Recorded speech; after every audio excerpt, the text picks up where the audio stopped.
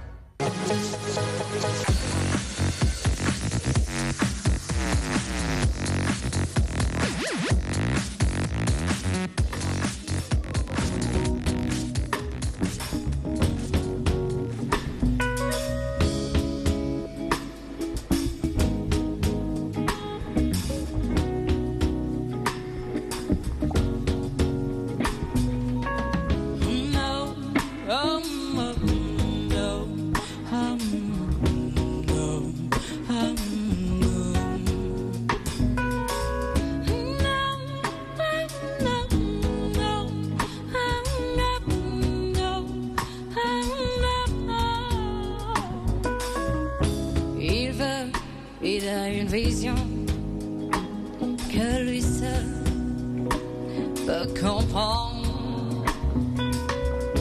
Il veut réaliser son rêve, mais il doit attendre. Il est en train de tourner sur lui-même, sur lui-même. Les idées se bousculent, voulant sortir chacune en premier. Il a envie d'exploser, de dire ce qu'il a sur le cœur. Penser c'est dire non, mais il faut chercher car lui le signe d'un homme qui s'endort, s'endort, s'endort, s'endort, s'endort, s'endort, s'endort. C'est dire non, mais il faut chercher car oui le signe d'un homme qui s'endort, s'endort, s'endort, s'endort, s'endort, s'endort, s'endort. Penser c'est dire non, mais il faut chercher car oui le signe d'un homme qui s'endort, s'endort, s'endort, s'endort.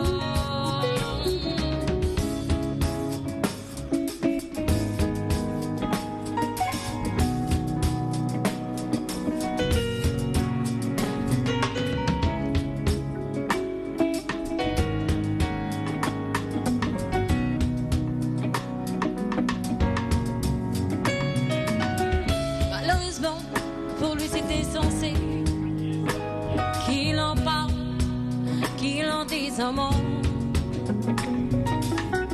Malheureusement, il décide d'affronter quoi? La triste réalité. Vas-y, vas-y, fonce, fonce, essaie d'illuminer ta vie. Vas-y, vas-y, fonce, fonce, essaie d'illuminer ta vie. Vas-y, vas-y, fonce, fonce, essaie d'illuminer ta vie. Non, si c'est dire non, mais il faut changer, garde lui et le signe d'un homme qui s'endort, s'endort, s'endort, s'endort, s'endort, s'endort, s'endort. Chercher car oui le signe d'un homme qui s'endort, s'endort, s'endort, s'endort. Bon si c'est dire non, mais si veut chercher car oui le signe d'un homme qui s'endort, s'endort, s'endort, s'endort. Bon si c'est dire non, il va chercher car oui le signe d'un homme qui s'endort, s'endort, s'endort, s'endort. cage noire, enterré sous terre. Noir et flou dans sa tête, il veut sortir ou crier ce qu'il a sur le cœur. Depuis tant d'années, il ne sait pas si c'est bon. C'est vrai l'amour de Dieu, ni mon mingi chide. Amul famille demunda mingi sore. Mingi yo khudi daw di khol mu ci genné. Di khol mom mu ci genné. Mingi yo khudi daw di khol mu ci genné. Mu ci genné.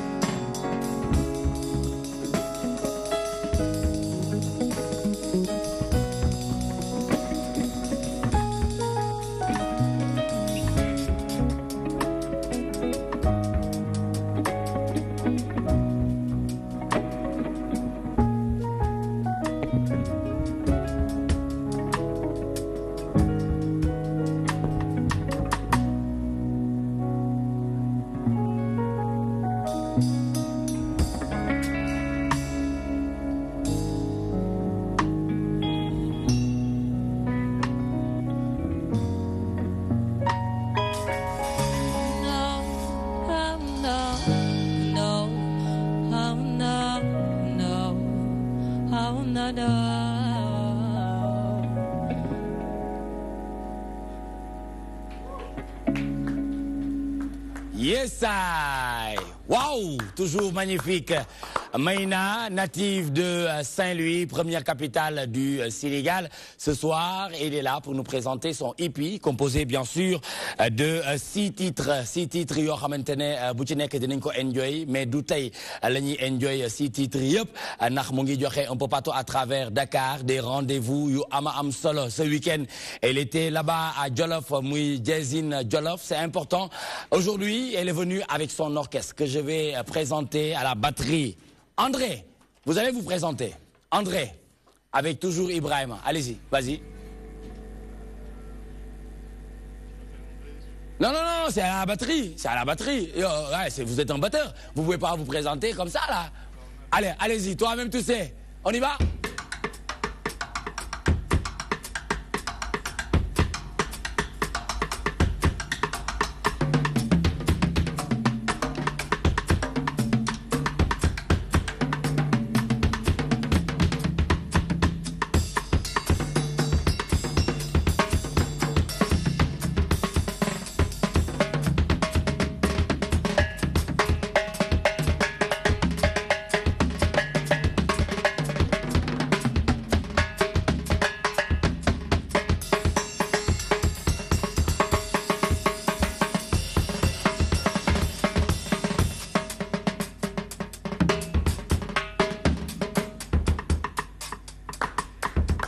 Yes, I. André à la batterie et nous avons comme soliste monsieur Drake. Drake parmi nous ce soir. Allez Drake, allez-y.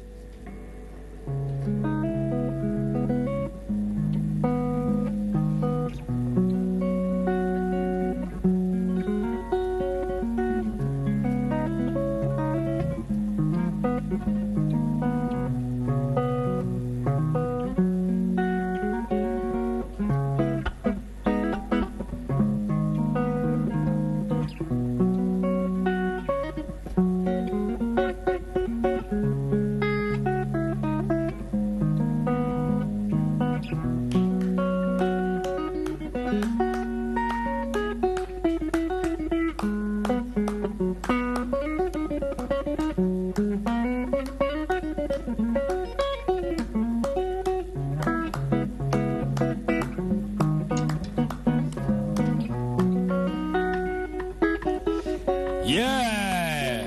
Drake à la guitare solo et bien sûr avec notre ami, notre frère Wilfried, un grand soliste. C'est la jeune génération parmi nous. Wilfried, on y va. Ouais, c'est un piano, oui, mais vous êtes claviste.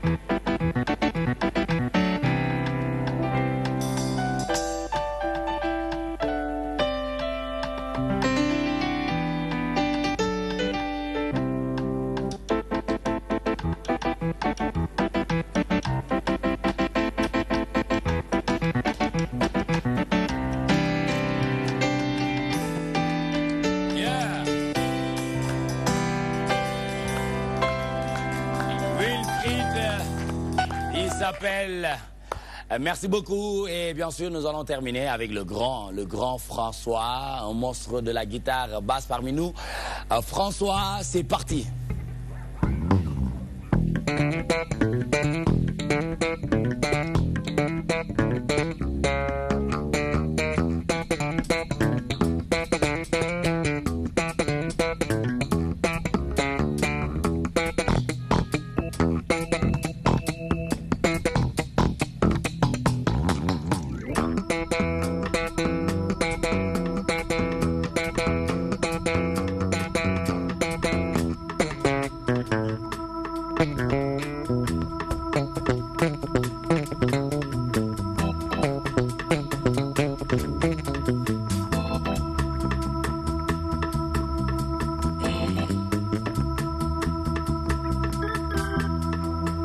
Yes, I.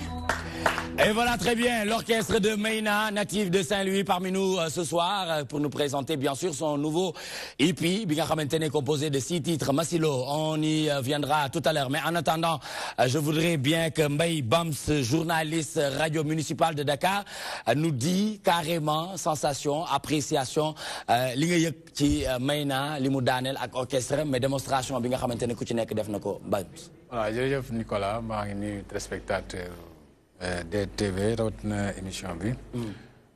Toi-même tu sais yaa ma gën a xam wala maa la gën a xam. Bon yaa ma gën a xam. Non yaa ma gën a xam. Seulement bon déglu naa ay notes ay sons musique. waaw déglu naa musique. Et je pense que nous aussi tam genre musique bi bokk na ci li nga xam ne dafa war a mën a gunge nit ñi ci stress parce que rang-rang gi dafa bari.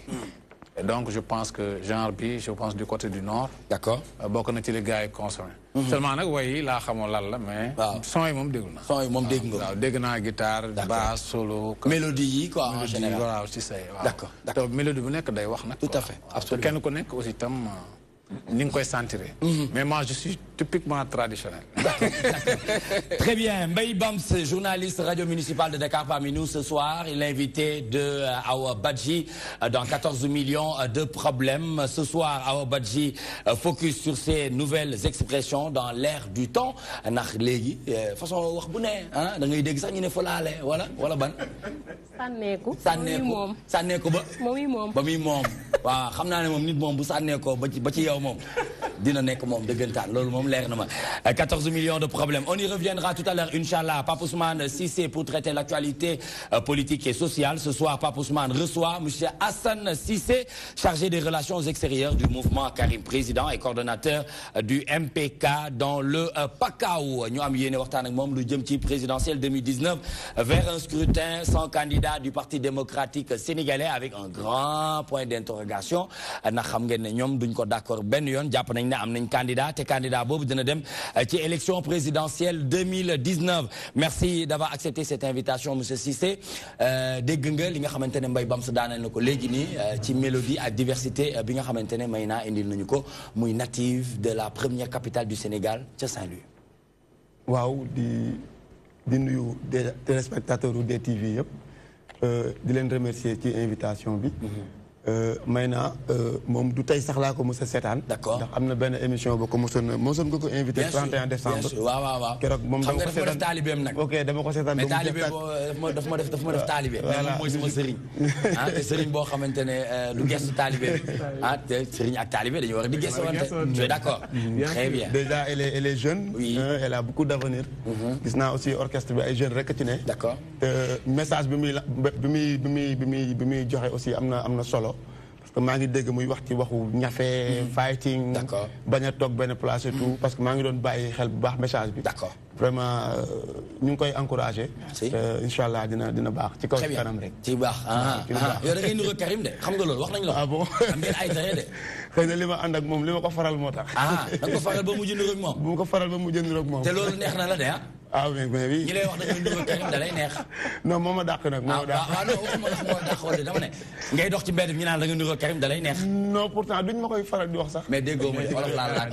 d'accord très bien merci beaucoup monsieur Hassan Cissé chargé des relations extérieures du mouvement Karim président muy coordonnateur du MPK dans le Pakao muy ganu Pape Ousmane Cissé ci kanam tuuti dinañ gën a yaatal l'administrateur e-sport inter parmi nous ce soir Mbaye Sène l'international pour nous présenter toute l'actualité sportive nationale et internationale ndax moom ay noppam nopp garmi la ni muy déggee valeur dafa am solo bu baax a baax ba tax na du ñàkk rek mu jox ñu benn appréciation par rapport ak li nga xamante ne découvrir nga ko bañ ko doon invité fii pour une première fois dans toi même tu sais yaa ngi toog waaye gis nga dellu si waat na dafa mel dafa dolli cere dolli ñeex si macha allah évolution am na macha allah di wax ni liggéey rek am solo xam nga genre musique yi ngay def nii dafa am solo soo koy déglu Mbaye Bams wax na ko léegi daf lay yóbbu ci beneen dimension mais quand t'as tout le temps di dégg rang dang dong da ngay dem ba doo am sax sens réfléchir te man xam nga jeune dem ba booy dox di tëb rek non da ngay dem ba da ngay tëb en fait da dul am sax musique bi da dul am benn sens da dul am benn sonorité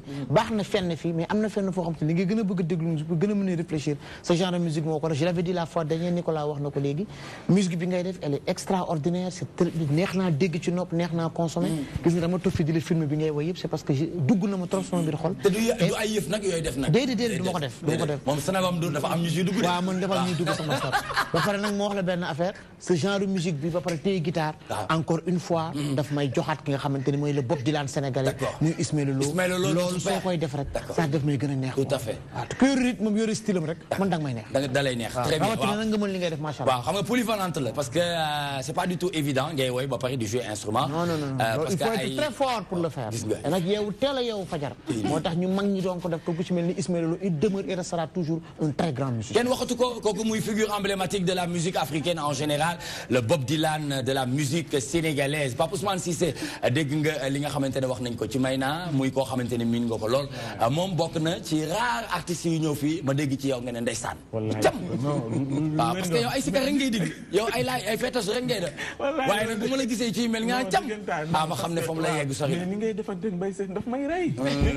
Mbaye Sène dañoo xamante nag dañoo miinante nag loolu leneen loolu démb la mais loolu démb la keroog la booba la mais c'est-à-dire xam nga lu extraordinaire mooy moom boo gisee c'est-à-dire même bu musique sax soo koy déglu di ko xool même manière yi muy def da nga xam ni daf ko am ci ay gènam dafa soof nag c'est-à-dire day mel lu muy dund la je sais pas xam naa peut-être ñi mu dëkkal sonn nañ ci moom d'accord xam naa mooy genre yi xam du dem xew du dem fenn foofu fekk mooy guitare muy composé ñu naan loolu may jox quoi noo xamee parce que ni muy defee la c'est-à-dire mu ngi doon jouer 5 mais bàyyiwuma xel ci loolu mais damay gis muy gëm mu def boole ci ay gestes je sais que ni fi mu koy tibbee voilà fi mu koy tibbee moo tax muy laaj ku ci nekk ñun Mbaye mu ngi ko wax 5 donc loolu dafay firndeel encore une fois nit looy def. d'accord d'abord bëgg la. parce que bëgg boobu mooy tax li nga bëgg a transmettre nit ñi ci ay sensations ci ay voilà ay mélodies yu mel noonu. d'accord mu mën a yegg loolu laa senti ci moom. très bien te li gën a fort mooy leneen lu nekk ci moom loo xam ne xëy na.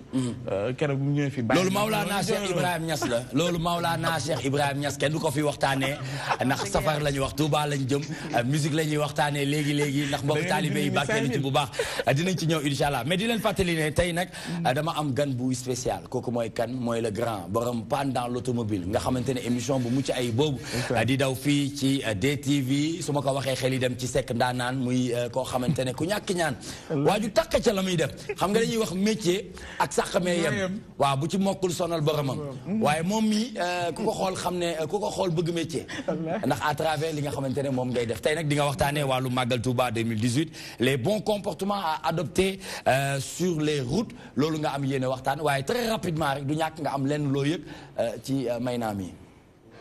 salaamaaleykum maaleykum salaam. yëpp waaw yëkkatil tuuti loxo bi. di nuyu Sénégal yëpp. d'accord. waaw Mayna moom bi mu koy njëkk a gis mu ngi nekk 31 décembre. hôtel Al Afifa. waaw vraiment hôtel bu mag ba. ci hôtel bu mag ba xamante ne Jacques Bodin moom moo ko inauguré woon. merci. voilà donc mu def fa lu am solo. joxe fa message yoo xamante ni man bi mu wàccee plateau bi fekk naa ko ba fi mu toog. nuyu ko apprécier. d'accord vraiment parce que mën li ngay def dafa am su solo. boobu nag da nga naqat dara nag sa sañse. waaw xam naa moo tax du la xàmmee bu baax sax tey. waaw parce que ñun moom il faut ñuy solu. waaw parce que DTV moom dañu complet macha allah. waaw vraiment mu def fa loo xamante ni. d'accord lu am solo la. bon ma jël ci lu bari. surtout ci ay message am. yor na ay paroles yu fort. macha allah waaw yoo xamante ni nit ku koy déglu. waaw nit nag laa wax. nit waaw. waaw nit ku koy déglu. waaw mën nga cee jariñu. très bien.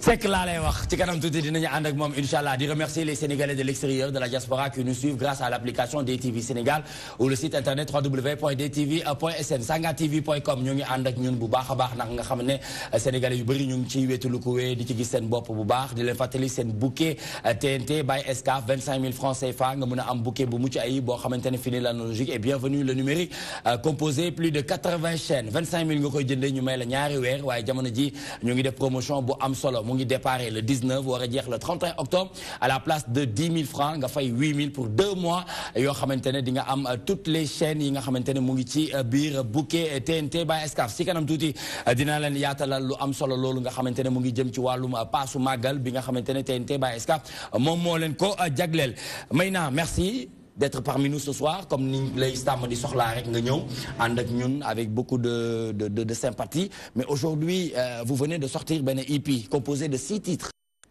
qu'est-ce que c'est que Masilo c'est quoi exactement? Masilo c'est une chanson traditionnelle déjà et je vais dire que la personne qui avec pour qui on dit Marcelo, c'est un. C'est une personne emblématique. Marcelo Madjigen Ndiaye. C'est une histoire. C'est une histoire que j'ai lue à travers Fada Freddy. Fada Freddy. Donc c'est grâce à ce morceau que j'ai connu Fada Freddy. Donc il m'a donné l'histoire de Marcelo. Il m'a expliqué même le refrain que je pouvais pas. Mais le temps traditionnel. Parce que dafay mel ni Masilo bi ngay wax ngéwale na de. waaw ngéwale na waaye. waaw parce que nga ne Masilo. Madjigen Ndiaye. Madjigen Ndiaye. waaw doo ma ci yëkkatil tuuti rek ca wolof. nga bañ ko def ci rythme bii nii Masilo Madjigen Ndiaye loolu nag naa neex de. ma xool Masilo Madjigen Ndiaye. jigéenu gaaru kambu ko yaayam. ni Masilo Madjigen Ndiaye. jigéenu gaaru kambu ko yaayam. ni Masilo Madjigen Ndiaye. jigéenu gaaru kambu ko yaayam. oh Masilo. Masilo. donc xaw ma. desena waaw dafa soof kay. xam naa ne sama yaay ca ndax mu ngi naan waa Nicolas te moo bàyyi sama doom ji waaye du ma ko bàyyi de yaay ak moo soof xool ko Masilo. mais dese naa ko ngéwale xam nga. dese nga ko ngéwale waaw parce que xam naa ne ngéwale bi newul si man mais maa ngi koy jàng. mu ngi ci yow de xam naa dinaa soof nag bu ma ko doon def. mu ngi ci yow de mu ngi ci yow da nga koo bëggagul yee on se connaît xamante nañ te ngéwal ah. Très bien. Pourquoi le choix nga tuddee ce EP Masilo? Voilà, donc EP c'est 6 titres. Oui. Donc les 4 titres, ça m'a composé. Bien sûr qu'il en reste d'autres, mais de me 6 titres pour tester pour rôle. Est-ce que le public nous accepte les maïdef? Donc j'ai pris Masilo parce que Omar Pène daf ma jox Moudjé. Donc j'ai voulu prendre ça comme le titre de l'album, mais ce sera un titre trop trash. Ça parle de la corruption, ça parle de tout ça. Et pour un débutant, je pense que je vais être bien sur une personne engagée, mais pas dans le truc trop trash, quoi. Donc, avec douceur, que c'est mon message mondial. En crescendo. Voilà, pas ces affaires de rouleau, donc, j'ai pas pu prendre Moudjé. Donc, c'est mon premier titre, le scénariste qui parle du destin de la personne, que nit connaît que dans wara yewu, que nit connaît que wara tok di xaar ba nit def nga toppandoo ko. Ya wara scénariste Donc le deuxième titre s'appelle Ma liberté, qui parle de la liberté humaine, de la femme et tout ça. Troisième titre, je parle de l'argent et ses enjeux. La question devient, est-ce que Khalis est bon ou donc c'est tout le temps des questions, c'est ça mes refrains, pour que ça s'adapte à la société actualité et que les gens le captivent vite fait, quoi, pour mon école de Donc j'ai pas pris tous ces titres, ça m'a titré pour dire nom de l'épée. J'ai pris le truc de Masilo parce que Masilo, ça parle de la valeur au Sénégal, une valeur que nous avons et tout ça, nous propulser. Donc j'ai pris ça pour que ma bagne nek en contradiction avec ça. Parce que toi, tu ne peux pas dire anglais, tu ne peux pas dire anglais. Juste que tu vas patcher les deux. Français, anglais et olof. Mais je dis le mot Masilo, je le parce que moi, après, je vais expliquer au peuple, parce que c'est une continuité. Si tu parles du destin, tu parles de la liberté, tu parles de l'argent, tu parles de l'amour, pour concrétiser que Masilo, valeur, modèle ses valeurs, c'est tout le temps à la fin qui parle de la vie vraiment trash. Donc je ne pouvais pas dire Moudjé place, je ne pouvais pas titre, mais Masilo pour rendre hommage à Fada Freddy. Le but a toujours été ça, pour rendre Fada Freddy. Oui, mais en ce moment au Sénégal, on parle beaucoup sur la crise des valeurs. Pourquoi vous n'avez pas pu porter le choix qui morceau bi nga xamantene da fay dem ci crise des valeurs yoy non pour delloowaat sensibiliser waat encore une fois les populations? Masilo tamit da lay sensibiliser mais d'une manière beaucoup plus douce. Comme li ma la wax fekkee mujjee la waxu Omar Pène du wax bu ndaw waxam dafa 10 et même il y en a des gens qui comprennent pas ce qu'il dit. Donc j'ai voulu prendre des textes comme je viens de dire, des textes qui c'est accessible à tout le monde. Pour que des gens approprier selon sa vie. D'accord. C'est mon objectif. Moi, Moudjal, Masilo, si tu écoutes les paroles,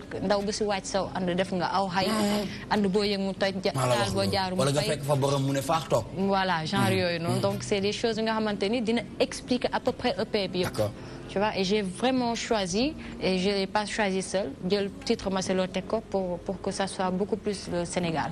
Oui, parce que Maselo, c'est un nom sénégalais, c'est un nom Ndiaye, et tout ça. C'est une racine le bok. Très bien. C'est pour propulser ça. Mbaye Bams, lan nga koy mën a tënkee dégg nga choix wu thème yi benn bu ci nekk mu mën a bokk ci société ndax di sensibiliser ci société dafa am solo. waaw sànq dégguma baat junj dafay doy borom xel. ay junjung laa dégg. mooy li ma dégg sànq mais maa ngi koy doog a dégg. moom fi mu dëkk. xam nga nekk ndaanaan dafa yomb mais daanaan ak ndaanaan mënuñu ko ràññee mais fi mu dëkk ndar mu fekk baax. waaw première capitale life. boo dee waykatu fanaal war ngaa mën a way lu ëpp lii. te ci biir wayu ma jigéen. ma jigéen Njaay. ma jigéen Njaay Masilo ma jigéen Njaay. ma jigéen Njaay rek. waaw Masilo ma jigéen Njaay. nàkkantal la. xam nga Lamine Gueye boo ko doon woy ci réew mi da nga naan Lamine Gueye laay ñu ne ban Lamine Gueye boo ko bëggee xam. adresse am dañ naan la Boucoura Gueye Bakar Waly mu dul Fantanta Ndiaye. ñu xam ne ndax la yaa ngi wax sama maam waaw. voyez un peu. posé nga ko question bu am solo. heureusement li may dégg ci ñeneen ñi dégguma ko fi. parce que ñi fi nekk ci tey 4 thèmes la ñu am wëral sur toute l'étendue du territoire national. waykat bi la gën a fort ba ki gën a ndaw sama yaay lay woy mbëggeel sëriñ bi yonent bi lay fooy. jeex na on parle pas d'actualité. ay comme disait Laye Mboup fonk leen mbayum wëttéen bi ndax rafet gi fi amoon bañ fi dellu si kër gu mag benn mbalaan na fa daan am booy dem sàng boo ñëwee loolu dañ la day peut-être di Cap Vert Casamance région Thiès fleuve Sénégal oriental Sine Diourbel fonk leen mbay mi ngir Sénégal jëm kanam développement la doon wax culture yooyu amatul ci agriculture bàyyi leen dem ci bureau yi di ñaanaatu suñu valeur yu bari xale bu jigéen du gudd tànk ce qui se passe aujourd'hui ñetti Abdou waaw yu bari yooyu et je pense que ni ci heureusement ci man dama koy dégg quoi man dama ko déggul mais dama ko dégg. parce que day doog a door macha allah te et puis nee na dama bëgg ndànk-ndànk. di commencer mais ndar ga mu dëkk. boo nee Adja Diapou Seck la Saint-Louisienne. dëkk Rima l'enfant.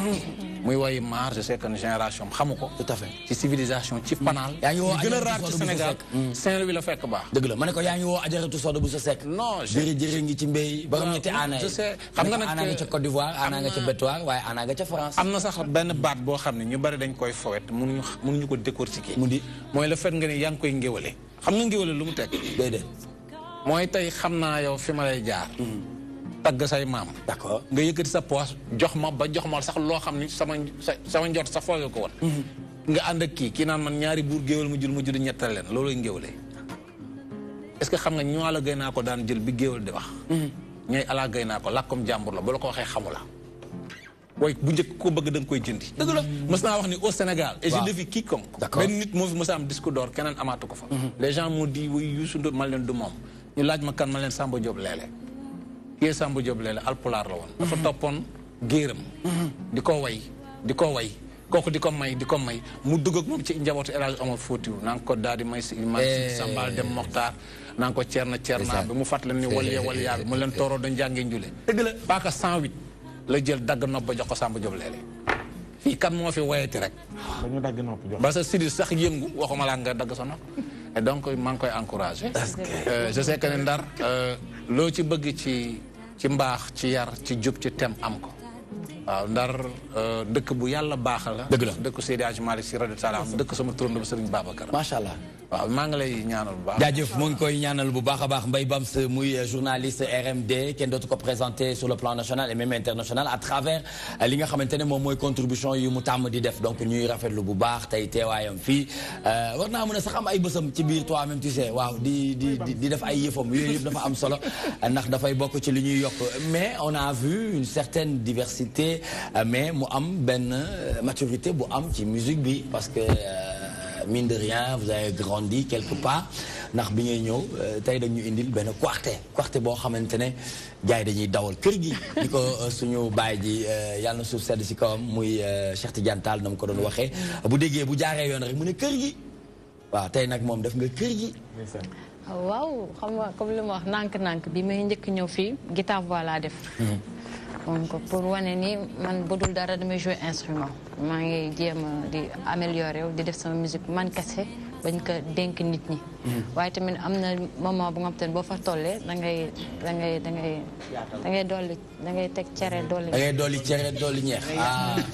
nga yaata d'accord may jaay waane. voilà donc loolu sama EP bi puisque ñoom Hervé Samb ñoo ko def te c'est orchestré juste basse batterie guitare. Vers l'arrangement composition. waaw d'accord. composition m'a composé à la base mais après ñoom ñoo ko. mixé kan moo mixé. Francky Moulé. Francky Moulé. moom c'est ni France même Hervé yëpp enregistrement bi yëpp ñu ngi ko defee France. d'accord.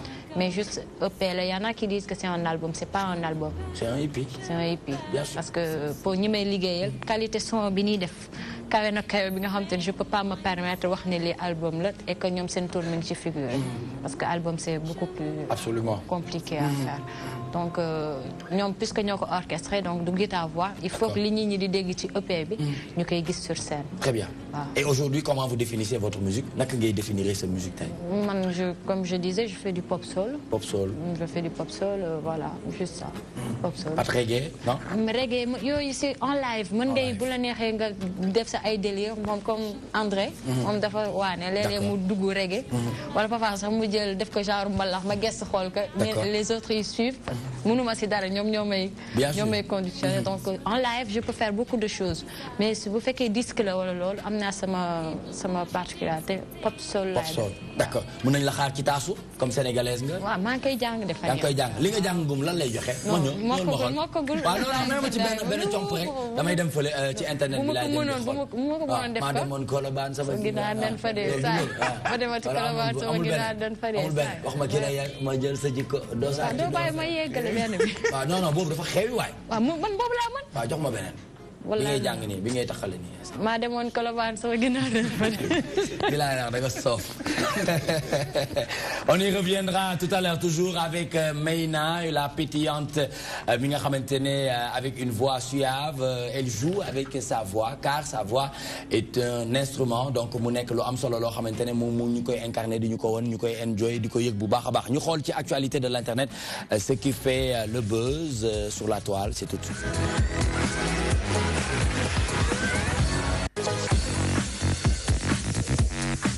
Très bien si on se réfère à Sen Café Actu nga xamante ne ñoo ngi ciy sargal bu baax a baax le doyen Adama Sow journaliste muy xëy di xamle ci wàllum diine bi muy wax Serigne Bass Abdou Khadre prévient les insulteurs de la confrérie mouride et alerte les autorités mu nekk loo xamante ne ñoo ngi koy ñaawlu bu baax a baax ndax waruñoo mën a toll ci yenn dimension yi ba porte-parole xalif général des mourides war a mën a yëkkati ay kàddu yu jëm ci yu mel. waruñu fa woon yegg.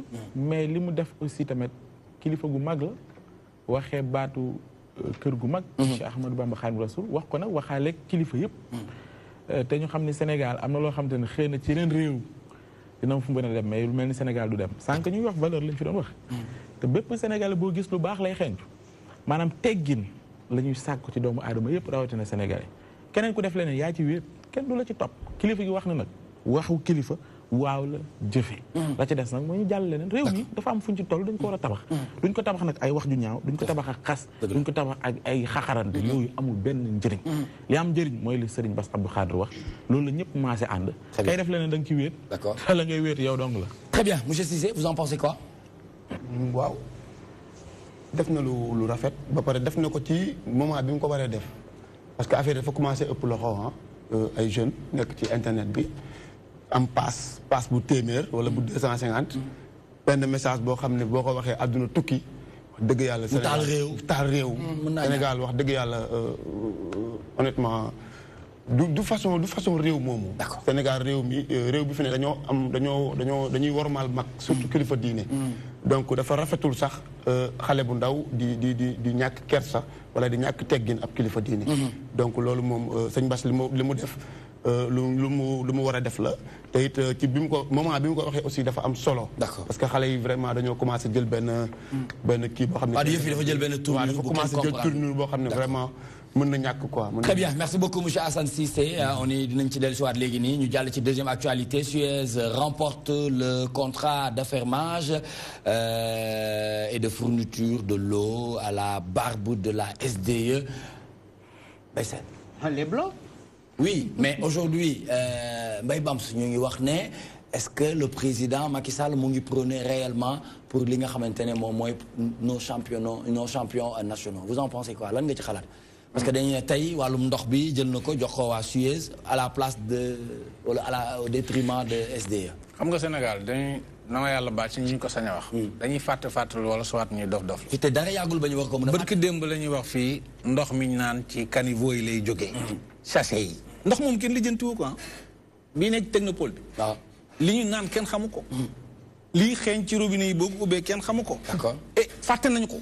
léegi ñu ngi indil beneen bu bees est-ce que ñun dañu mën 360 ans de misère et de souffrance 60 ans d'indépendance ñu bëgg a dëkk ci conjonction de subordination. toujours ñun ñu ñu guider rek.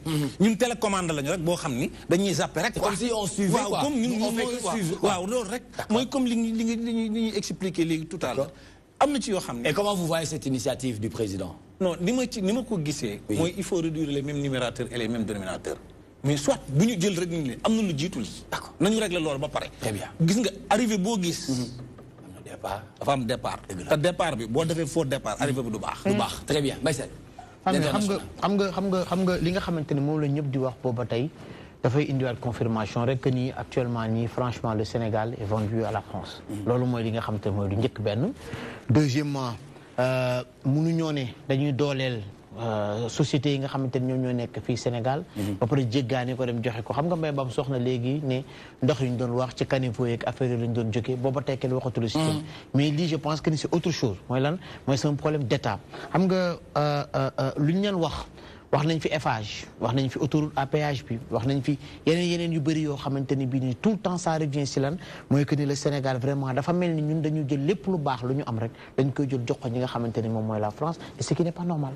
Ce qui n'est pas normal 14 millions de problèmes qui deviendra 15 millions 700 et nangam lan nga xalaat ci situation wàllum ndox mi nga xamante ne nee nañ président Macky Sall jël na ko jox ko tubaab bi à la place de SDE ak ñeneen ñi ak SONES.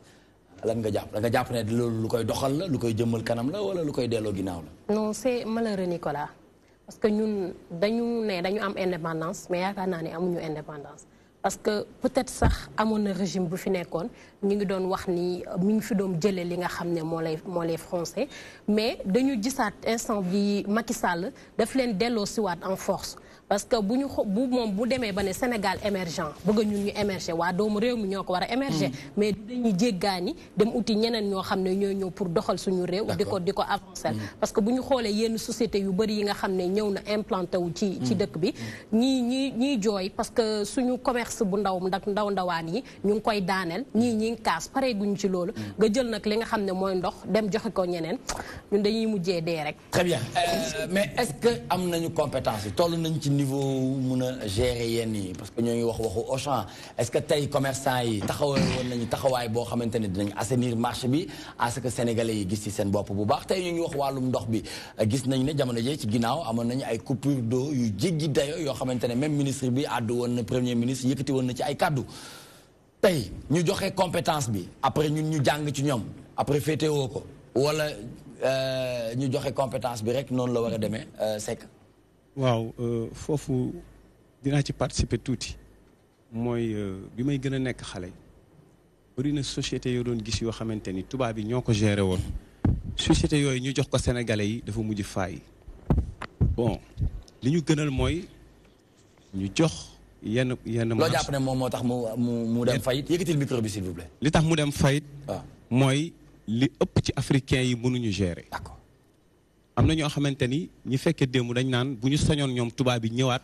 gérer li africains yi gérer. loolu dina jéggi dayoo de. parce que am na entreprise yu bëri bëgguma lim ay tur. mais su ma la ko waxoon di nga ko xam. bien sûr bu déggatoo leen rek loolu comprendre naa déggatoo leen te mal gérance. moo tax mu demee noonu. d'accord peut-être ndox mi li tax président joxe ko xëñ na bëgg mu àgg fu weesu fi mu nekk moo tax. d'accord am na ci yenn sénégalais yoo xamante ni boo leen joxee yenn sociétés yi.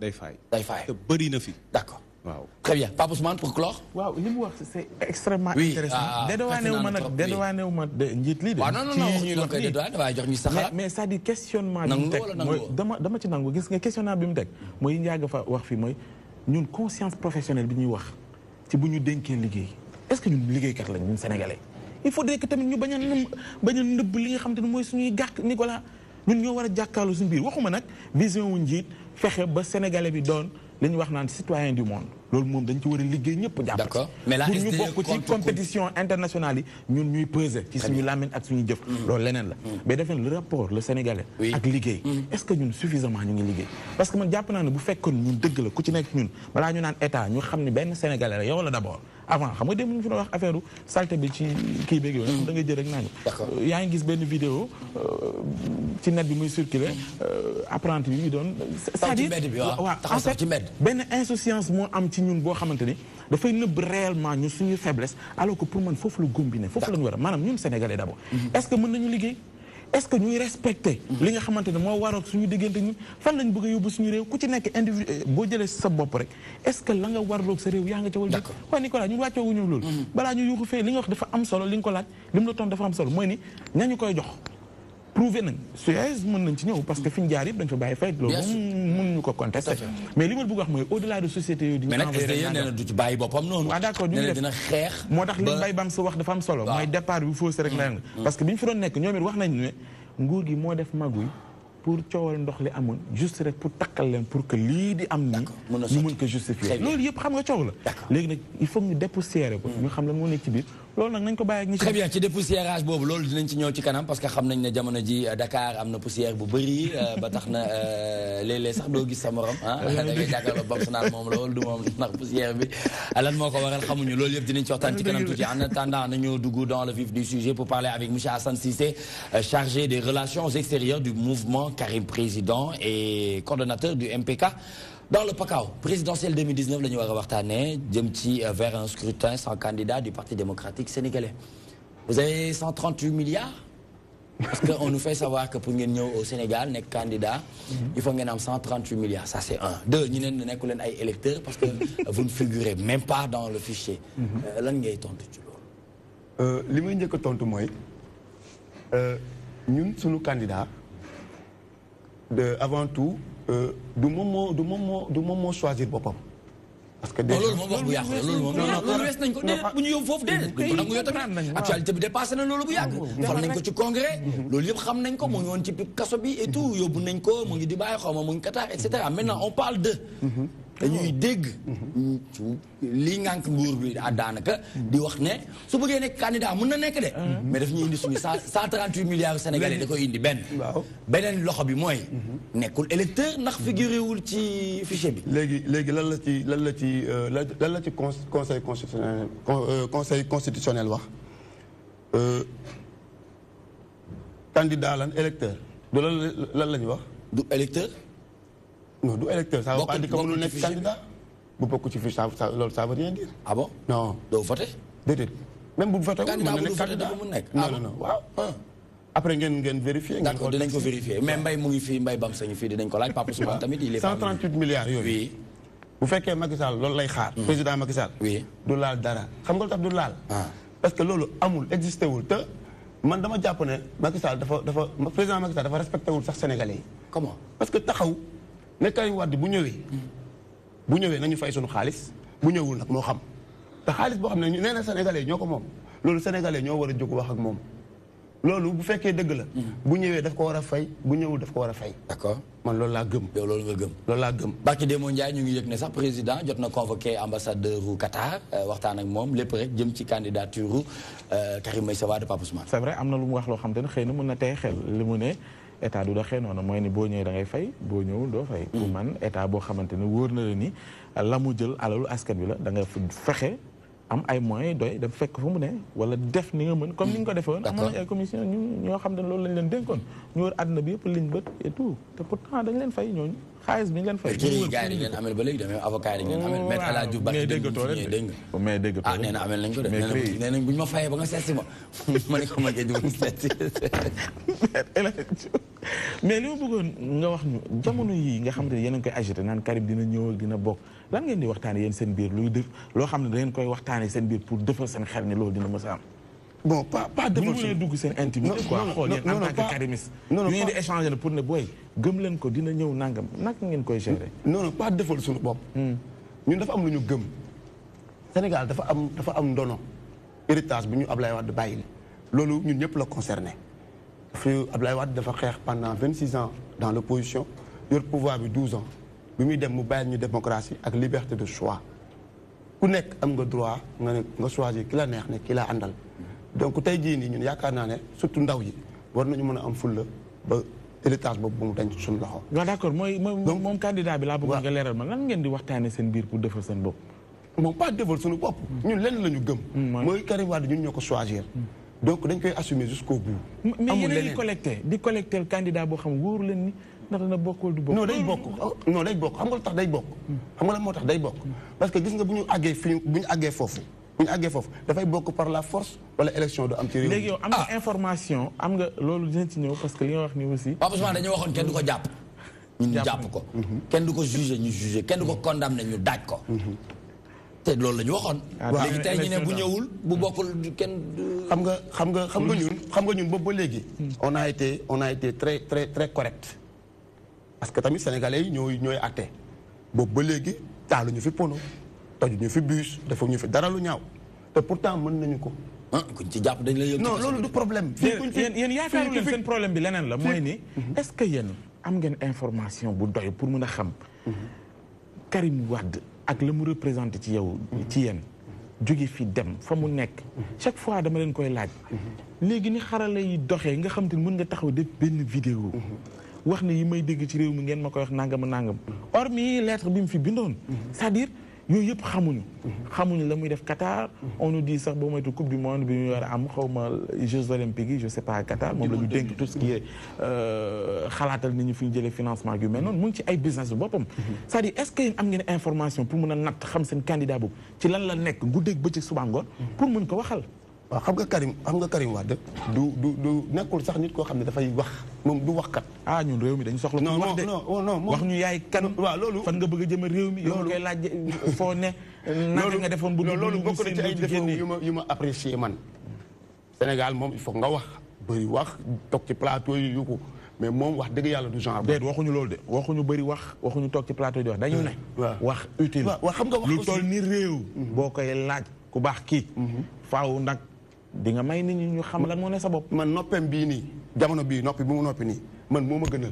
waaw mais waru laa gënal da ngeen laaj baatu askan bi léegi askan bi non xam nga lu tax du ngeen jël en compte dina wax ak askan bi mais jamono bii mu ngi wax ak ñi mu war a waxal chaque jour mu ngi déggante ak ñoom mu ngi organiser ay nitam mu ngi doxal. ci lan la léegi mën nañoo partager li ngeen di nekk di waxtaane jamono ji ak moom kañ nga mujjee déggante ak moom. non Karim moom wax dëgg yàlla lu muy chaque mois presque dañuy déggante benn yoon. loolu du problème xam nga lan mooy problème bi man li ma bëgg sax li ma bëgg mooy bés bu ñëwee Sénégal bu toog àdduna yëpp ñëw mu wax li mu war a wax gis nga bu tolloo fee comme li nga ko bëggee noonu mu def vidéo wala mu def benn audio dañuy yónni benn booyu APR wala benn booyu beneen parti mu ñëw di ko tontu di joxalante ay kàddu Karim du genre boobu Karim nekk na fii liggéey fii ci réew mi def fi ay réalisation yoo xam ni foo tourné gis ci sa bopp te musul wax te jusqu'à présent il ne parle pas. D'accord. kooku Karim Wade c'est l'efficacité silencieuse. réew mi am tey jii li koy wane li koy firndeel tegu ci yoon war nañ ko mën a apprécier. waaw li waxee loo xam ne xëy na ànduñu ci war nañ ko mën a tontu. li firndeel Karim Wade façon nit bu mu doon mooy ci sunu fiche parrainage yi nga gis ni liggéey bi dafa sérieux boo xam ne amul fi benn candidat boo xam ne maanaam yow liggéey nga liggéey bu setee noonu. waaw mais ki ngeen koy yeqal xamu leen sax ba xam dana ñëw. non xam nañu ko xam nga li ma lay wax xam nga maa ngi la koy wax. sànq mais da nga ma dagg xam nga da nga ko dagg. fi ñu ko wéer mooy Karim Wade moom mooy le candidat du parti démocratique sénégalais. moom mooy le candidat des karimistes et ses alliés. tey jii nii mooy li ma la wax ñun on a toujours été correct. boobu ba léegi te ñi nga xam ne am nañu xel di comprendre. xam nañ ne opposition bi fi nekk c'est une opposition bu exemplaire. parce que defuñu fa dara lu ñu ñi di xeebee. mais nag dafa am foo xam ne bu fa réew tolloo il faut ñu taxaw ñu jaamaarloo. mooy bés bu Karim Wade duggee ci dëkk bii te dafay ñëw képp ku taxaw fas yéene ko teg laal benn kawaram dinañ fas yéene jaamaarloo ak yow loolu ñun dañ ko décider ba pare. xam nga lu tax. mooy li ma leen wax sànq li fi Ablaye Wade bàyyi ndono boobu noonu barki yàlla duñ ko bàyyi Macky Sall di ko yàq duñ ko def. Très bien loolu Sénégal yëpp laa ciy invité. ndaw yëpp laa ciy invité. Très bien merci beaucoup monsieur Cissé Mbaye Sène. dama jàpp ni monsieur Cissé. réew moom kenn du ko taal. taal moom mënut a. waaw réew moom kenn du ko taal c'est-à-dire sax léegi les gens sont tellement intelligents ba ni les décisions dañ koy jël dañuy toog seen kër yi dem décider lu ñuy dem décider ji. bon man benn affaire rek man moo ma xaw a jaaxal monsieur Cissé mu ngi développé léegi nee na Karim Wade est le candidat du Parti démocratique sénégalais et je comprends maintenant pourquoi. ay ñoom ma dikkee ñaa ku ci génn ne da nga bëgg dara rek dañ lay faagaagal wala dañ lay génne mais est-ce que parce que tey y a beaucoup de schémas yoo xam te ñu ngi koy wax les gens disent que ni Karim Wade candidat Parti démocratique sénégalais suñ demee ci élection yi le PDS va boycotter les élections après Macky Sall Karim Wade dina mën a am légitimité ñëw toog parce que dañoo boycotter élection parce que affaire bi dafa leerul est-ce que parce que boobu ñuy wax ni Karim Wade dina ñëw ba tey est-ce que Karim dina ñëw porter le combat. Moi, en fait, c'est ça, moi, c'est mon inquiétude pour le Parti démocratique sénégalais.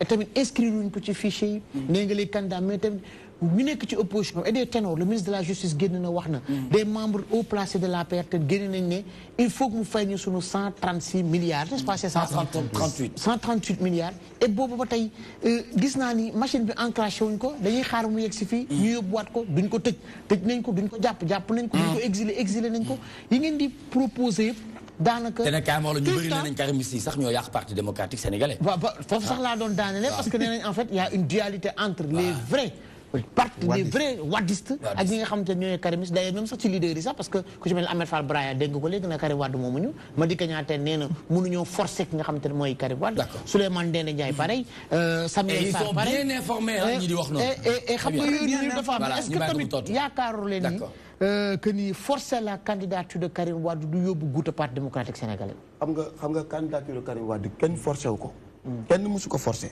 tey ñi fi nekk ñëpp naan ku bëgg a génn rek naan doomam rek la yaakaar doomam rek la gëm affaire bi demeewut noonu ñun dañoo fekkee depuis bi parti bi ne dafa bëgg candidat ne gaañu ku ci nekk ku yaakaar ne yow remplir nga conditions yi ñëwal nga présenté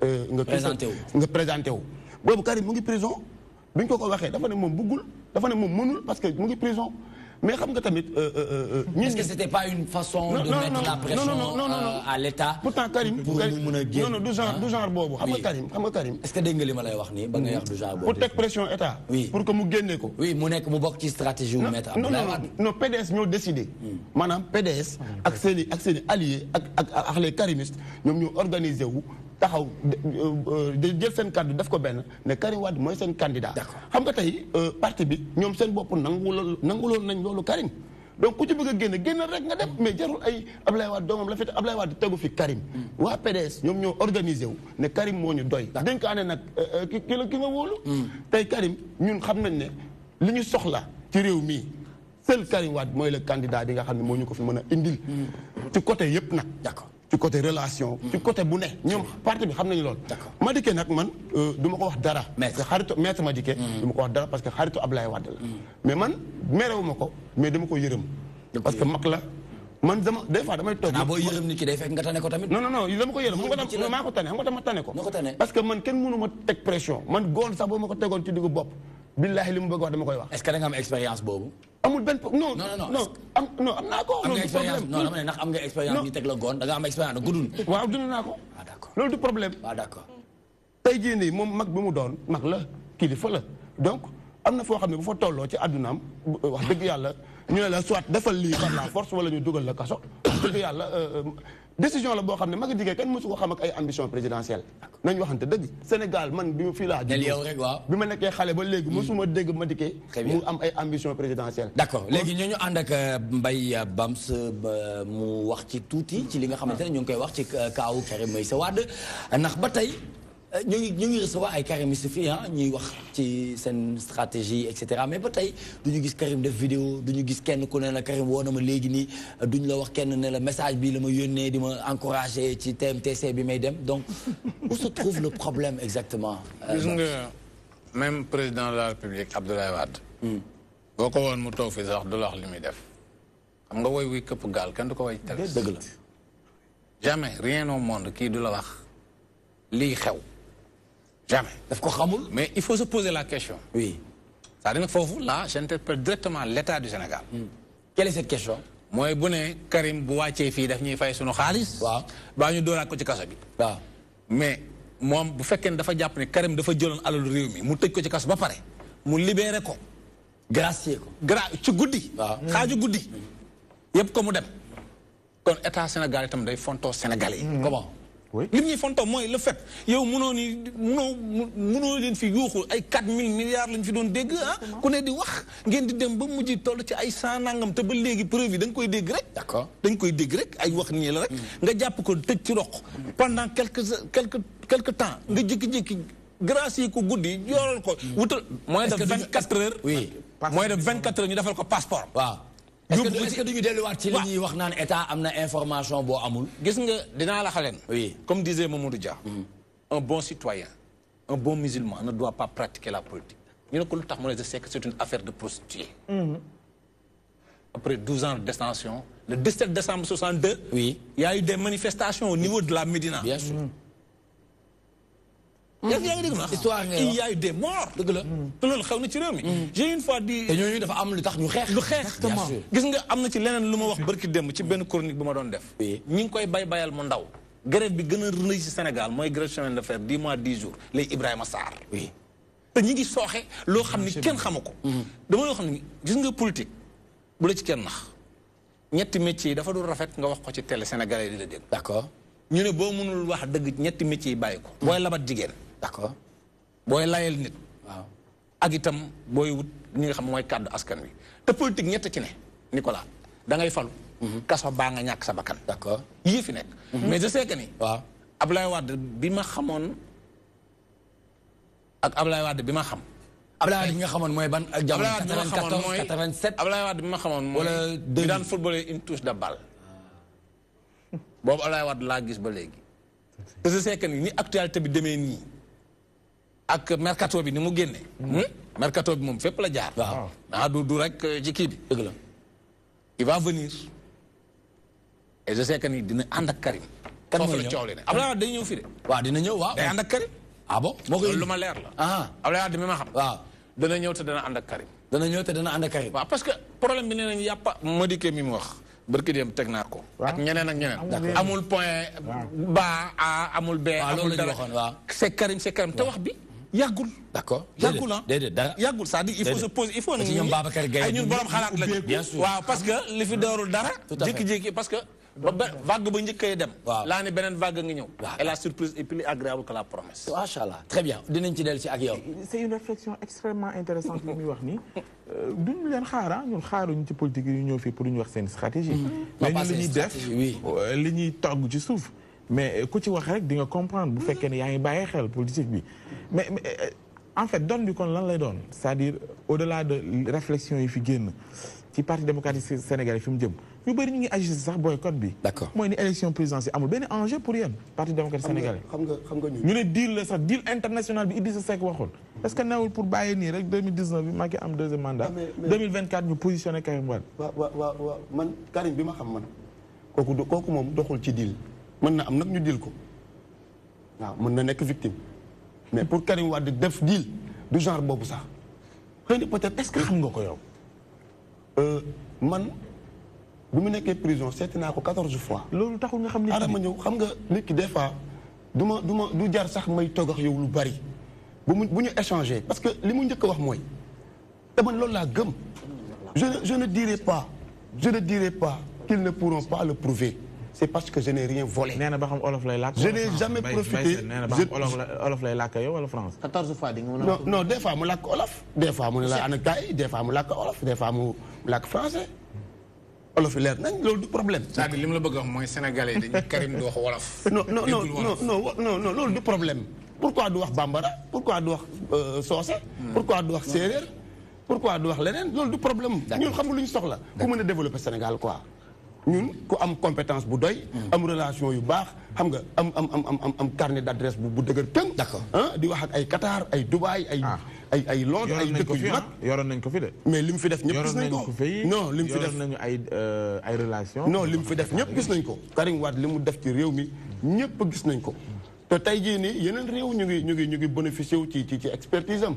tey yow moment bi ko Sénégalais yi di combattre di ko xeex tey Dubaï mais l'émir du Qatar mais dafa ñëw fii jël ko yóbbu dugal ko ci éli ko yóbbu teg ci loxoom 467 milliards de dollars. le fonds qatari mu koy doxal.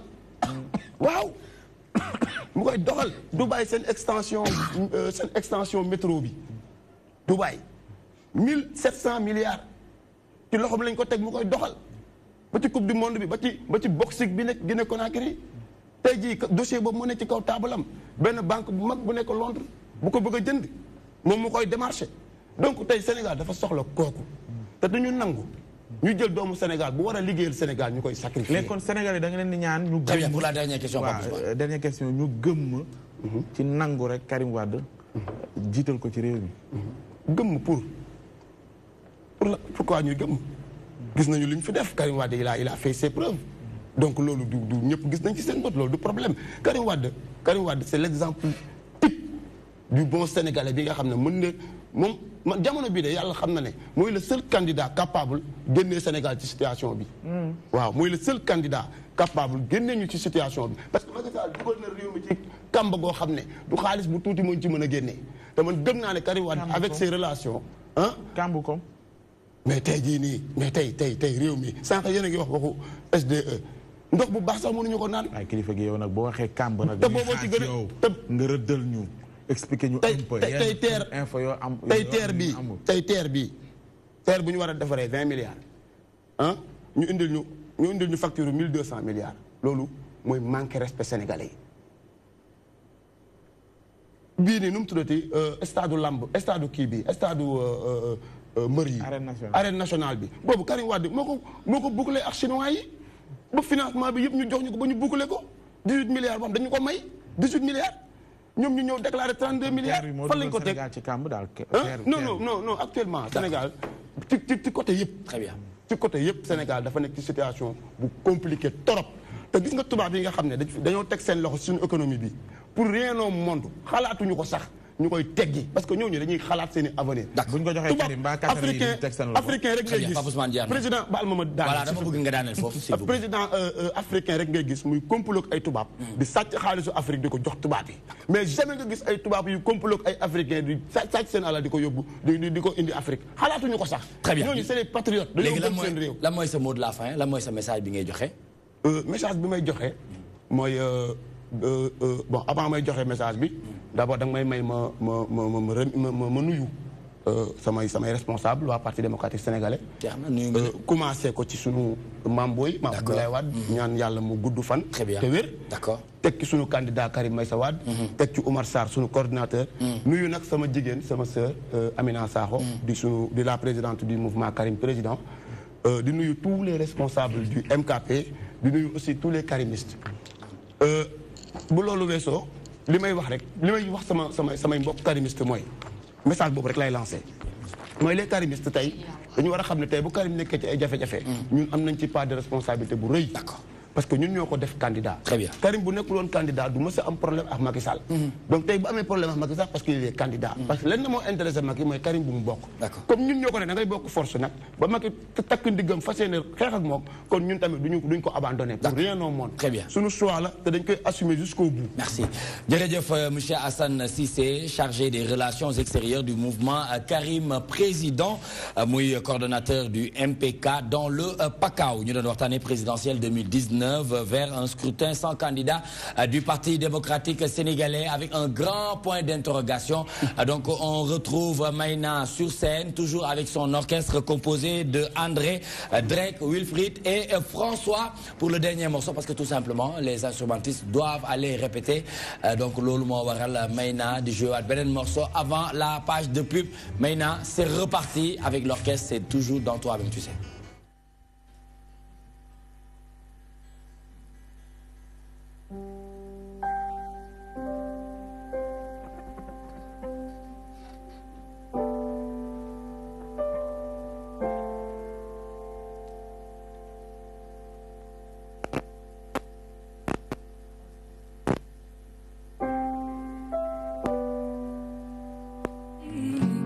Wow, feel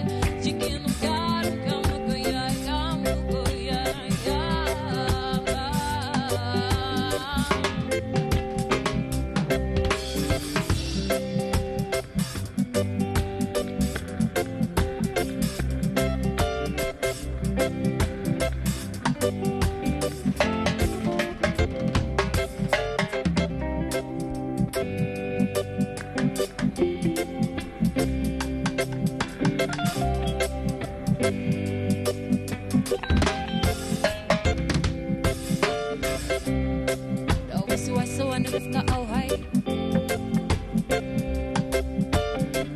ana boo yëg mu toog taal ba jaar ma fay cosaan ak aada moom la ñu nampa ñang ñangaan sunu dara silo ma chicken joy kamu ko ya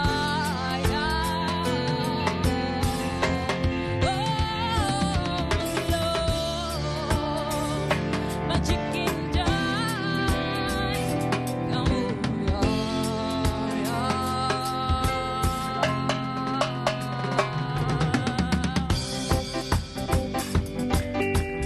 Garu kamu ko ya chicken garu kamu ko ya chicken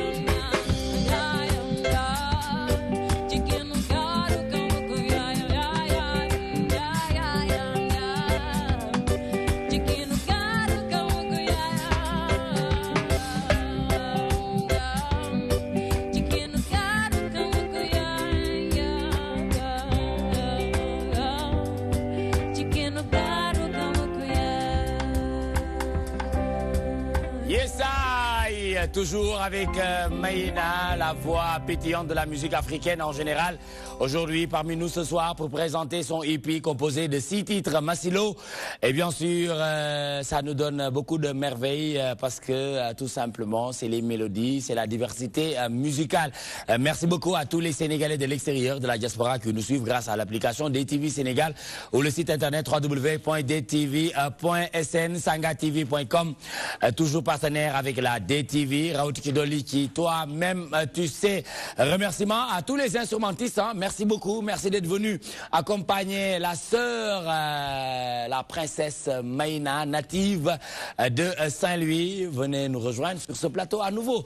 On va parler du projet, on va parler des soirées yi nga xamantene yaa ngi koy jouer. Samedi ñu ngi woon Jézine Jolof foofu ci Fan Ok mu def guichet fermé mu nekk sous-sol boo xamantene baax na di fa dem di féexlu ndax dafay am solo. Jamono ji yaa ngeen ñuy seetaan ci canal 12 bu bouquet TNT by Escaf mi nga xamantene fini l'analogique et bienvenue le numérique à 25 000 francs CFA di nga ko mën a am fii ci HLM 1 rue prolongée nga xamantene mu ngi ci digg ñankatangu HLM. Kon boog juróomi junni lay jar ñu may la ñaari weer nga am ci chaîne yu mucc ayib lépp lu jëm ci divertissement lépp lu jëm ci actualité ba ci wàllum religion mu ngi ci biir ndax ñaari chaîne yooyu bii dafay wax wàllum christianisme bii wax wàllum diine l'islam. Di leen fàttali ba tey ñu ngi ànd ak Mbaye Bams muy journaliste RMD muy radio municipale de Dakar di ganu 14 millions de problèmes Awa Badji borom centenaire Gibraltar mu war a waxtaane focus sur ces nouvelles expressions dans l'ère du temps suite et fin moom la war a def tey du noonu ah 5 nga moom waaw macha allah Mbaye Sène l'international moom tamit mu ngi ànd ak ñun moo war a léegi la ñuy ànd ak moom ngir mu présenter ñu toute l'actualité sportive nationale et internationale c'est maintenant.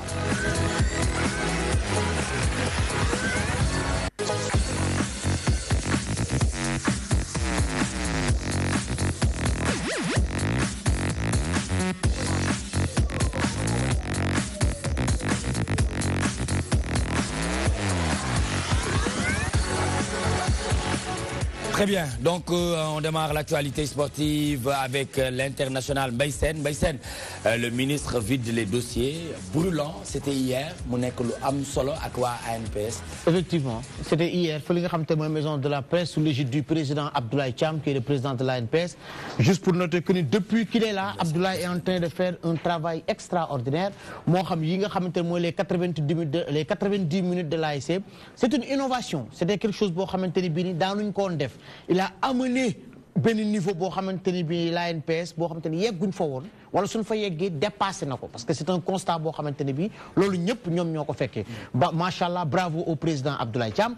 Hier ministre bi nga xamanteni bi ni indi nako fele nga xamanteni moy maison de la presse le ministre a vidé les dossiers chauds ñew na ci li nga xamanteni moy arène nationale bi on a parlé à un moment donné de est-ce que dañuy dem ci fédération wala ndax toujours dañuy continuer li nga xamanteni moy CNG bi. Le ministre hier danaka jotagul conclusion yi sax certes mais xamal nañ nit ñi que ni c'est sûr et certain que ni pour ñu am fédération fédération c'est pas possible parce que jotoon nañ fi am yenn fédération yoo xamante ne bi moor nee lañ dañoo judd rek deewaat li nga xamante ne bi aussi j'ai même entendu le promoteur de lutte Gaston Meng mu prononcé wu ci wax ci ah loolu tamit dafay indi blocage effectivement parce que ñoom promoteurs yi di joxe seen xaalis bu nekkee ñoom kii la ñu wóolu dafay am problème te sax lamb moom moo bëri ay affaire lamb moo bëri ay facteurs yoo xamante ne bi doo comprendre deuxième chose ñëw na ci li nga xamante ni moom mooy le cas Aliou Cissé ñëw na ba ne jàpp na ni qualification équipe nationale léegi du loo xamante ne dañ ko war a laam-laamee dañoo war a wax kañ équipe nationale su qualifié ndax dafay dem pour jëli jiko waaye bokk ci poule bi ak li nga xamante ne foofu la Sénégal toll ak dayo bi waratuñoo toll ci Sénégal qualifié na Coupe d'Afrique maintenant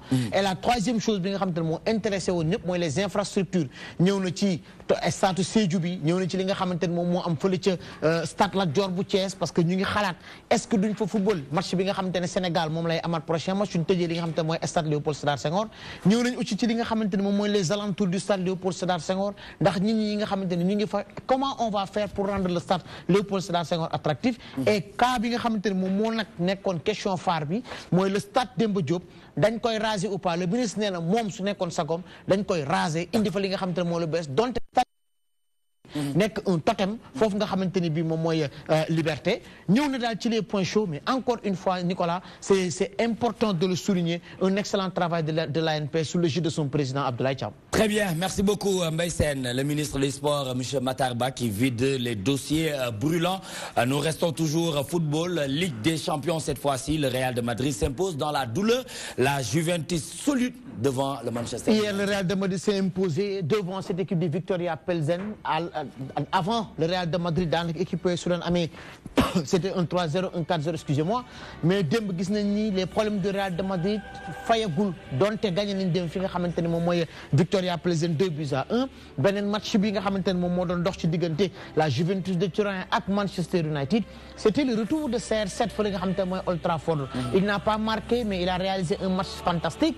C'est David De Gea qui l'a empêché de marquer un but boo xamante ne bii ni moom mooy but bi boobu nag Nicolas moom mooy la musique de la Ligue des Champions. Cette musique a été créée par c'était pour les rois d'Angleterre vers 1898 loolu mooy musique boobu nga xamante ne moom lañ am en sous-impression c'est la musique de la Ligue des Champions. Tony Brightnell moom moo ko recomposé en 1992. Merci à la régie, à la réalisation. Très bien, c'est la magie de toutes les télévisions sénégalaises. Bu ko fàtte mukk ni nga nekkee international noonu la nekkee la magie de toutes les télévisions sénégalaises. Nous restons toujours au football.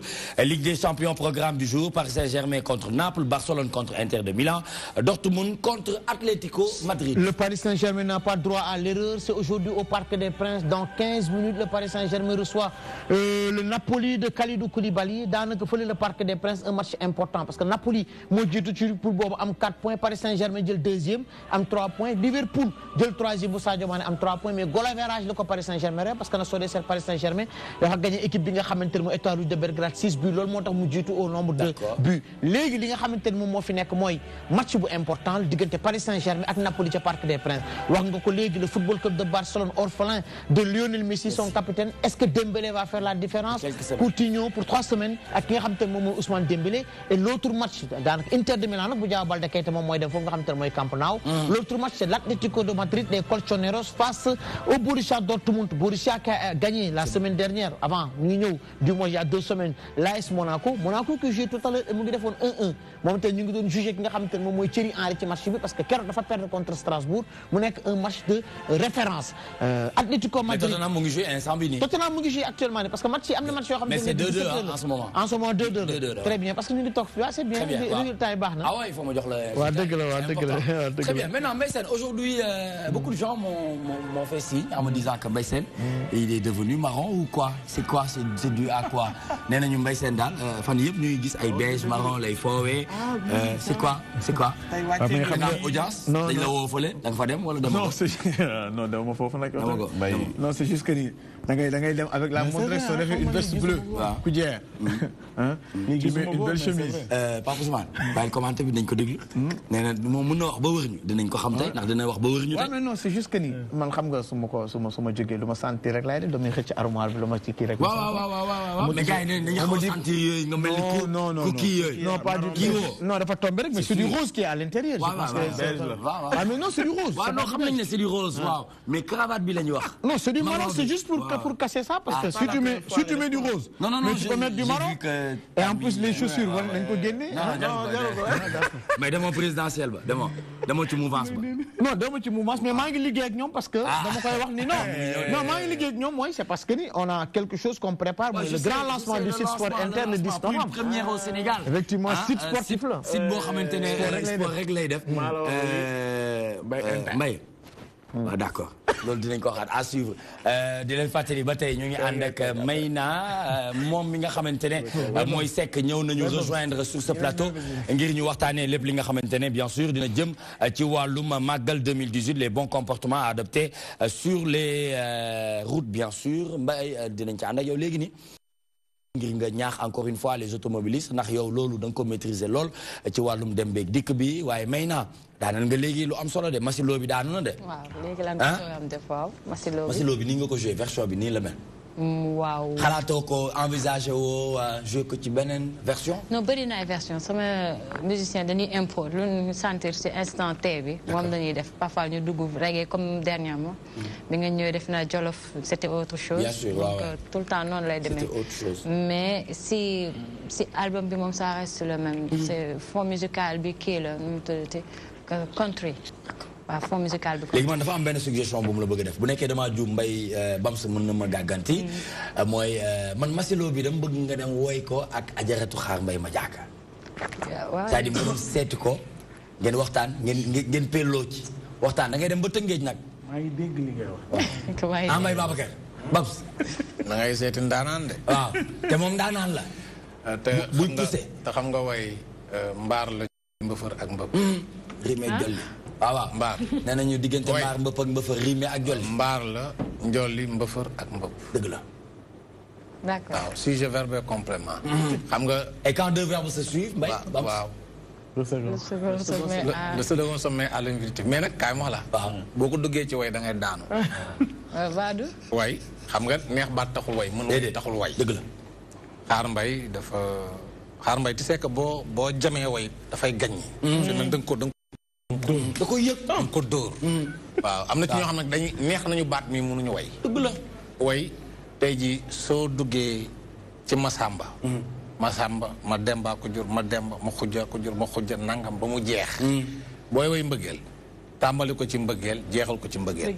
waaye way mbëggeel tourné xool fee saa ni Mbaye Sène ma neex borom karawaat ba ca nangam. tourné ni diw yaay ba ca Sacré-Cœur ay diw yaa ma def nii yooyu yàq way la. est-ce que am na morceau boo xamante ne yow da nga koy foowee am na.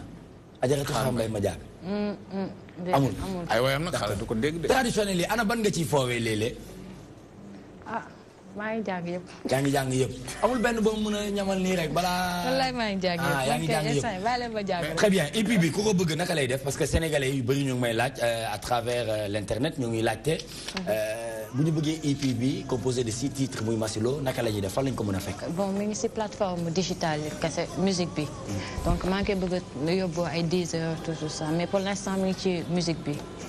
voilà à part téléchargement on peut pas nekkagul en CD. en CD parce que dama koy bañ def CD comme ñi li ma la wax ñëw gën a confirmer ni c'est un album alors que c'est pas un album c'est un EP. mais nga def ko ay clé USB. USB waaw mais tu peux l'avoir si plateforme xam nga Sénégal amaguñu culture tout le temps di dem si plateforme di jënd dafay compliqué si ñoom. donc d'une part aussi c'est fait exprès. pour que nit ñi bañ a wax ni album mu Mayna. donc pour nga am ko foog nga dem ci plateforme wala man personnellement ma envoyé la ko. j'aimerais bien que pour wan nit ñi aussi je fais beaucoup de cover ñoo xam ne am naa samay composition mais ci cover laa jàngee way. d'accord c'est pour ça. très bien waaw c'est fait exprès en fait. c'est fait exprès. ba album bi génn cover bi nga njëkk def ban la woon bi nga njëkk def. est-ce que Nuit Blanche. Nuit Blanche bi ma dugal ak Mao Sidibé. waaw waay Nuit Blanche moom la ñu doon teg vidéo bi depuis tout à l'heure. Nuit Blanche bu Cyril Aimé c'est une française. très bien beneen bi c'est bu Nina Simone après Spelon yu. moom nga defoon très bien dinañ ci dellusiwaat ngir nga jox ñu programme bi parce que xam nañu ne am nga fenn ak yeneen ni bërëb yoo xamante ne war nga ko jouer. toujours pour faire la promotion de ce EP bi nga xamante ne composé de 6 titres muy Masilo tout de suite dañuy ànd ak moom ci 14 millions de problèmes mu ngi yaakaar nag mu ngi jàpp ne dina màgg dem ci 15 millions xam naa ne loolu 2019 lay doon Awa Badji c'est maintenant. Awa Badji tey nag indi nga gan de. waaw gan gu mag. gan mat gan. gan gu mag. gan gu rëy. waaw ah macha allah yal na ko yàlla lafal cat. muy Mbaye Bams journaliste radio municipal de Dakar ngeen war a waxtaanee focus sur ces nouvelles expressions dans l'air du temps Sud FM Awa Badji. voilà comme ni ko Nicolas waxee léegi mu nekk ay expressions yoo xam ne jeunes yi moom léegi la ñuy utiliser ci seen wax yëpp expression yooyu sax est-ce que am na yenn yoo ciy retenir ni dégg xale yi di waxee. waaw waxi daf yi ñuy wax dégg naa. waaw ah yenn si comme nan. bari na bégg naa bu ñu mujj génn xaw ma fël-fëlaale xaw ma. waaw waaw. waaw mais xam nga réew mi ngi yàqoo ca ba nga yëgatee baat ni yaa ko teree neex ak yaay bañ wala réew mi yàqoo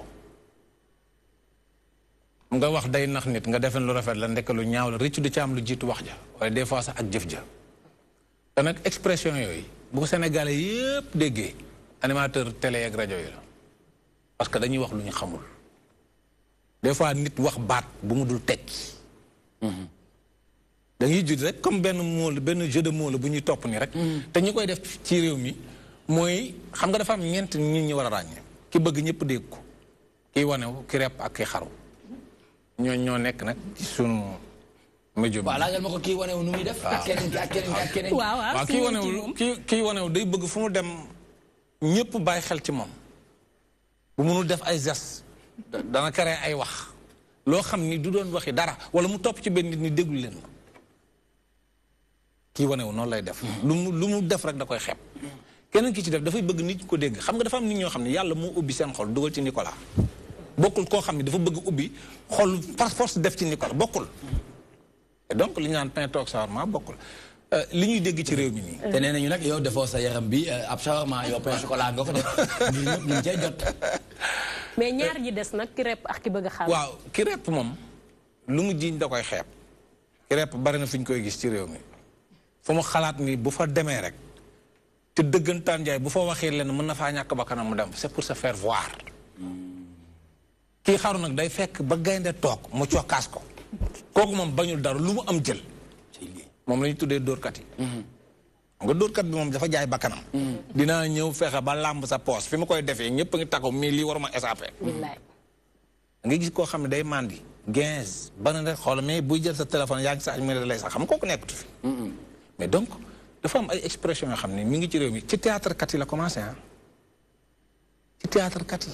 dañuy dem ba sax léegi sax dañuy xëccoo sax maa ko njëkk wax. waaw waaw de waaw. te dinaa la wax am na fi ay wax yu bari. yoo xam ne sax ba ci artistes yi la commencé woon. déggoon nañ fi jamono yi tey ji nii la koo fi wóoru ñaare mu war la koo fi yaakaar mu nax la. dëgg la. El Hadj Faye ko waaye. mais El Hadj Faye moomu ko. Aline Badara Samb moo ko way mi ngi décédé en 1981 mi ngi dëkkoon ñaari tali moo njëkk ànd ak ñoom Ndeye Marie Ndiaye Gawlo ak ñoom Laaba Ngom moo way yaay jëkkër du morom ku bëgg sa say neex fonkal ma yaay l'histoire ne ment pas bien sûr les preuves sont là Sénégal nag def nañ ndeysaan 2000 la commencé yàgg na torop yàgg na de li ñuy denc bari na moo tax ñu naan nit ki lay karle bëgg na nga jàpp mais xam nga dee moom du jaas mais deewin bi la ñuy jooy bari na ci loolu indi na fi xuloo ak kii maa fi génne congolon ko génnoo ko fi yooyu indi fay looloo dem ba tey ci wax dof yi ak ma kuy tàngal ndox meeg kuy yoo xam ni tekkiwul dara boo demee la ko taxul. mais temps yi nag dégg naa plainte boo xamante ne mu ngi doxantu ci tali bi de. maanaam naan kii naan man maa génne zëzël. kii naan man maa génne zëzël. waaw mais il faut ñooñu fu ñu jëm. est-ce que mës nga gis kenn ku la ci mën a wax lu mu tekki. voilà fa laa bëggoon ñëw sax xale yi sax ñoom dañ koy wax mais xamuñu ko mais tey moo yooyu lan lay tekki. dara waaw amul signification. yéen a bees rek créé fi loolu. non c'est-à-dire xam nga dañoo jël waxi mag. sànni ne le. waaw rey mag ñi. ni seen génération weesu na. ni seen lépp weesu na yéen xale yi ngeen toog rek créé seen wax yoo xam ne tegoo leen ko fenn. boo déggee ay te nag li ci ëpp ah vous m'excusez ah li ci ëpp borom ñaari tur yee koy wax mu leer. mais nee nañu zëzël mooy li nëbbu woon te feeñ. waaw ki ko génnee de loolu la wax nee na ku jigéen ki. zëzël lu muy signifié. kaay ma wax la leen li nëbbu woon te feeñ. waaw te am na loo xam ne dafa nëbb bis bu ne nit ñi wax ko baatu wolof la bu kenn dul tekki. déggoo ñu naan la sëb la ko bënn nga ci biir. mais li ci biir la kenn mënul wax. kenn mënul wax waaw. c'est-à-dire ay jeux de mots li ñuy jël ta dégg naa fi gis nga wiiri wiiri jaari ndaari bi ngay dégg ñu koy wax. waaw Youssou Ndour di ko bukki wiiri wiiri jaari ndaari kër maa Abdou Gueye taxoon.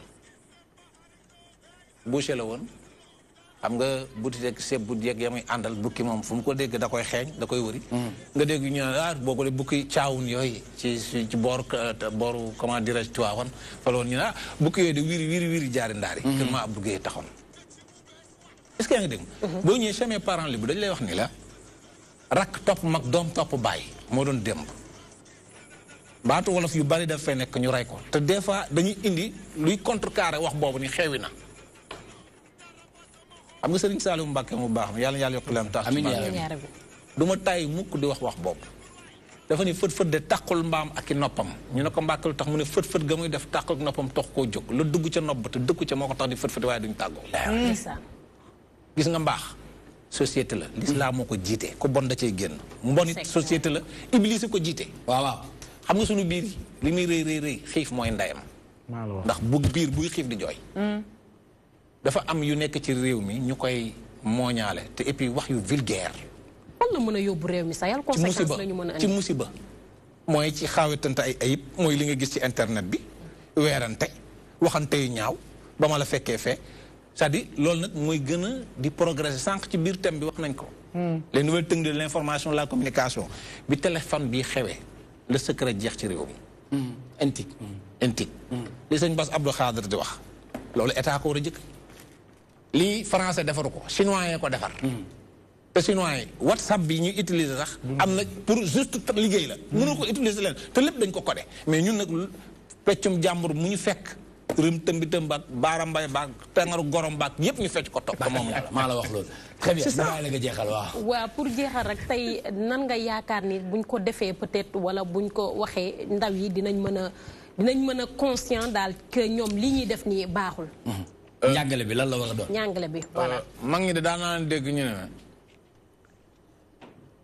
xam nga terme bi nag ni ko nit ñuy déggee mën nañ ko déggal ne gàtt suba gàtt sa ngoon boo yeewee bu la kenn jiit ci gàtt Sénégal doom bu naree baax day jàng jub te bañ a rëylu fonk ndey ak bàyyi gis nga réew mi tant que fonk ñu ndey fonk ñu bàyyi fonk ñu mag ñi leneen lu gën a wuti da cay cëppeelu te ku cëppee ko da ngay xawee ko waaw da boo xawee ko la ngay dajal bu fekkee kekk la day toj moi je pense que ni il est temps ci sunu télé yi d'accord ci sunu rajo yi ñu ciy teg ñu am yar ñu am warma ñoo xam ne bu ñu waxee ñu ne est-ce que yi waaye ko wax ñu ne càmbay nañu ko éviter dëgg la gis nga rajo li mu mënee defar noonu la mënee yàq ci minute bu ndaw li ñuy parce que je pense que ñun dañ ci am responsabilité di nga jékki-jékki benn borom wax bu génn rek ab yambar boo xam ne kenn xamul fu mu jóge nga invité ko télé mu nekk fa di raga jóg di def yëfu dof yoo xam ne intéressé wuñu fi réew mi toll ñu tey intéressé wuñu très sincèrement lu mbon li fi nekk ci réew mi dañ ko war a dégager ci lépp domaine d'accord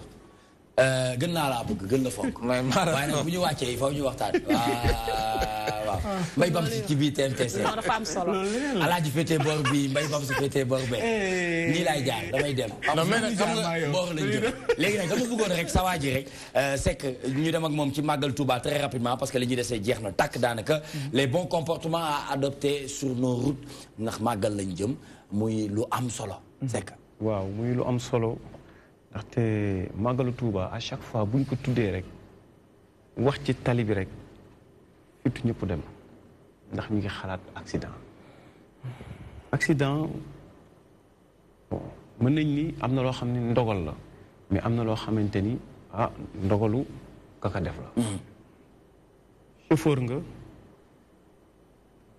nee nga da ngay dem Touba fexeel sa équipement de sécurité bi nga loo tuddee équipement de sécurité ci ku yor oto mooy li nga xamante ni oto bi mun koo ñàkk buy daw ci dëkk bi asamaak muy dem lu toll ni màggalu Touba war nga am cric d'accord bu baax cric bu baax benn clé à roue bu baax ñaar pneu bu baax pneu yu baax ñett pneu yu baax mais pneu secours bu baax d'accord triangle de signalisation triangle rouge waaw nga xam ne foo paane di nga ko teg 50 mètres devant benn teg 50 mètres derrière. d'accord ba pare. wàcc tali bi droite ba wàcc tali bi parce que premier accident bi njëkk a am ci màggalu daaw car bu paan la. taxaw ci kaw tali bi. ku paan même bu fekkente ni oto bi mënul takk pour dem ñi nga yeb ci oto bi. clients yi nee leen ñu jàppale la nga pousse oto bi mu wàcc tali. tamit léeg-léeg am na tali yoo xamante ne dafa nii la def. c'est-à-dire sa oto du mun a bu wàccee moom day wàcc waaw waaw yooyu cas yu mel noonu tamit war nañ cee bàyyi xel. cas yu mel noonu. fexeel ñi nga àndal ngeen pousse oto bi ba génn foofu. d'accord mais quel que soit alpha. très bien da ngay wàcc tali bi. d'accord ak solution booy mënti def. d'accord looy mënti def na nga fexe ba da ngay wàcc tali bi. très bien soo wàccee tali bi. libéré nga ñuy dem. mais sàmm nga sa bopp. macha allah ñu dikkaat aussi. ci ñi nga xamante ni dañuy jël lu mat 5 luyaas. yow nga nekk benn nit. bëgg a jël 5 luyaas. su fekkente ni mënoo ko éviter parce que bëgg nga wut xaalis. utal ñaari chauffeur ba ñett bu leen naya fay. très bien li ngay am ci xaalis. waaw bu ci naya génne loo fay ñooñu. d'accord ku sonn sa morom relevé. macha allah kenn du nelaw. jërëjëf kenn du sonn di am problème. parce que oto. tubaab bi moo ko defar. d'accord